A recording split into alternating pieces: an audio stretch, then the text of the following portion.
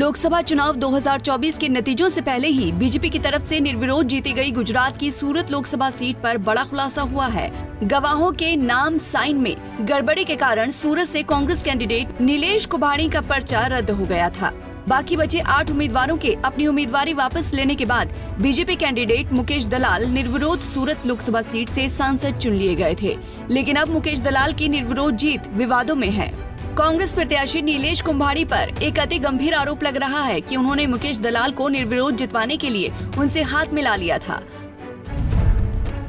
कांग्रेस का दावा है कि कांग्रेस को सूरत लोकसभा सीट पर ऑपरेशन लोटस की एक स्क्रिप्ट हाथ लगी है, जिसके अनुसार कांग्रेस कैंडिडेट नीलेश कुंभाणी ने अपनी ही पार्टी कांग्रेस की गुजरात इकाई को अंधेरे में रखते हुए बीजेपी कैंडिडेट मुकेश दलाल को निर्विरोध जितवाने के लिए लोकतंत्र को कुचलने वाले पैतरे चले।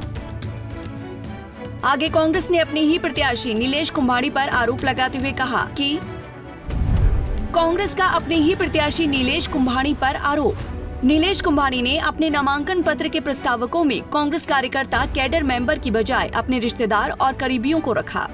नीलेश कुंभाणी ने अपने पर्चे में प्रस्तावक अपने बहनोई जगदिया सांवरिया और अपने बिजनेस पार्टनर ध्रुविन धामेलिया और रमेश पोलरा को बनाया।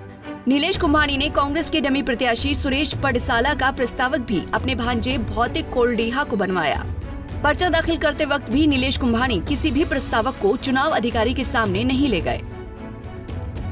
अब इस मामले में कांग्रेस ने भारतीय चुनाव आयोग में शिकायत की है और फिर से चुनाव प्रक्रिया शुरू कराने की मांग की है।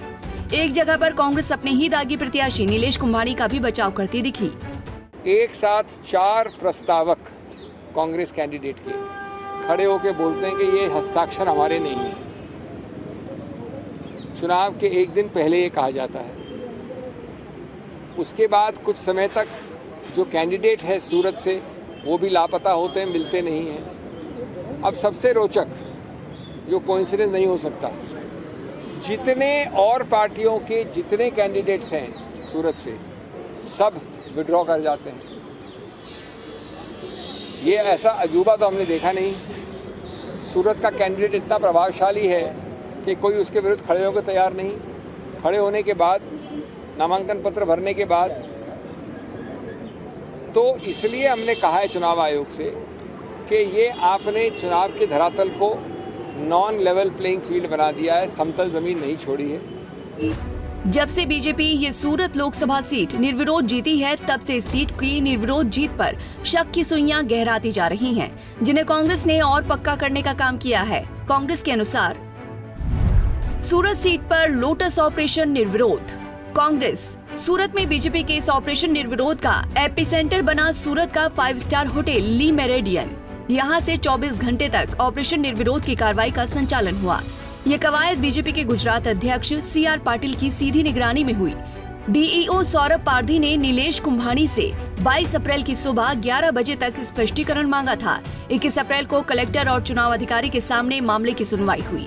सुनवाई के दौरान फॉर्म पर हस्ताक्षर करने वाले 4 गवाह नदारद थे। इसके चलते चुनाव अधिकारी ने नीलेश कुंभाणी का फॉर्म रद्द कर दिया। बता दें कि गुजरात की सभी 26 लोकसभा सीटों पर मतदान तीसरे चरण में यानी 7 मई को होना है, जिसके लिए नामांकन दाखिल करने की अंतिम तारीख 19 अप्रैल थी और नामांकन वापस लेने की तारीख 22 अप्रैल थी। गुजरात की सूरत लोकसभा सीट से कांग्रेस और बीजेपी समेत कुल 11 प्रत्याशियों ने अपना पर्चा भरा था।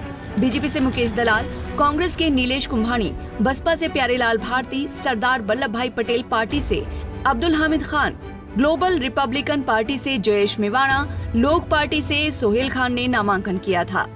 इनके अलावा अजीत सिंह उमट, किशोर डायानी, बारैया, रमेश भाई और भरत प्रजापति निर्दलीय चुनाव में थे।